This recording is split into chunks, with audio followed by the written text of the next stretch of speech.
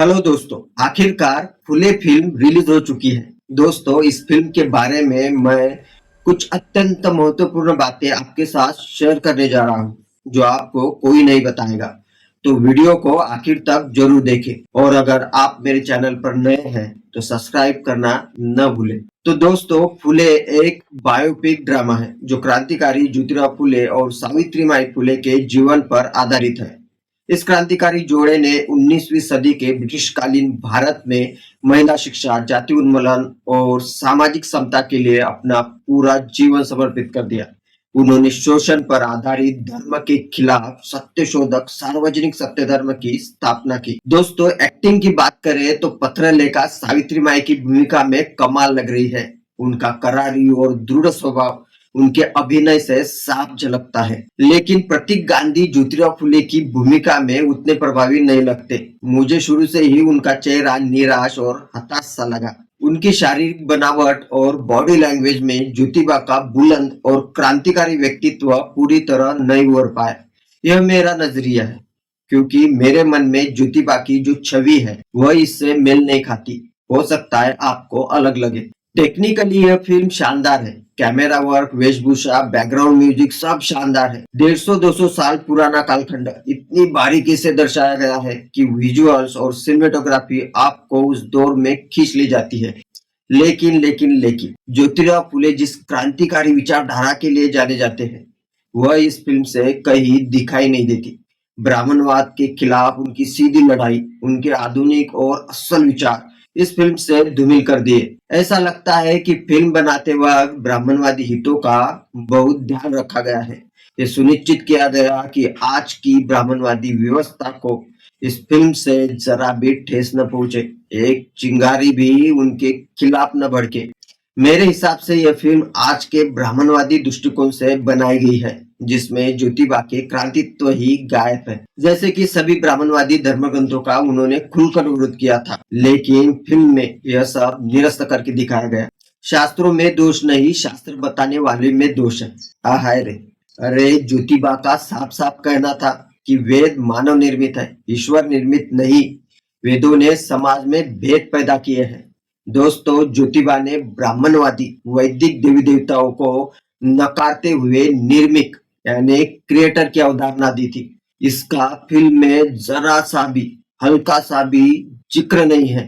दूसरी बात, साळवे का किरदार। लहूजी साळवे दलित जाति से थे और उनके बारे में बहुत कम जानकारी उपलब्ध है।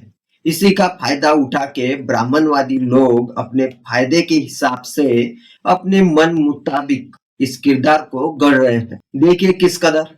लहूजी साळवे और ज्योतिबा की पहली मुलाकात में लहूजी को पता चलता है कि सामने वाला व्यक्ति ज्योतिबा है, तो वो उनकी गर्दन पकड़कर उन्हें जमीन पर पटक देते हैं, उनकी जांघ पर पैर रखते हैं और अंग्रेजों के दलाल कहकर गाली देते हैं। दोस्तों, इसमें कोई भी ऐतिहासिक सच्चाई नहीं है। ये सरासर गलत बात दिखाई जा रही है। ज्योतिबा फुले जी का इसमें घोर अपमान है। दोस्तों, ब्राह्मणवादी लोग ज्योतिबा के बारे में निजी तौर पर जो गलत प्रचार करते हैं, जो आरोप लगाते हैं, वही सब इस सीन में लहूजी साळवे के जरिए दिखाया गया है। ऐसा लगता है जैसे उनकी सारी मन की लहूजी के किरदार से पूरी की गई हो। दूसरा, फातिमा बीबी का किरदार, जिसको चलते सोशल मीडिया में बड़ी कंट्रोवर्सी चल रही थी उनके रियल या झूठ होने के बारे में। इसी का फायदा उठाते हुए इस फिल्म में फातिमा का किरदार इतना बढ़ चढ़ कर दिखाया गया कि सावित्रीबाई फुले के कार्य पर भी संदेह उत्पन्न हो। दूसरा किरदार मुक्ता साळवे का, फुले जी के स्कूल में पढ़ने वाली एक दलित लड़की। दोस्तों, मुक्ता साळवे ने अपने निबंध में जो मुद्दे उठाए, जिस भाषा का उपयोग किया, वो आज भी विचार करने योग्य है। अपने निबंध में ब्राह्मणों की धार्मिक चालबाजी के बारे में बात करते हुए वे लिखती है, ब्राह्मण लोग कहते हैं कि अन्य जातियों को वेद नहीं पढ़ने चाहिए। इसका मतलब है कि हमारे पास कोई धर्म ग्रंथ नहीं है, तो क्या हम धर्महीन हैं? हे भगवान, हमें बताओ कि हमारा धर्म क्या है।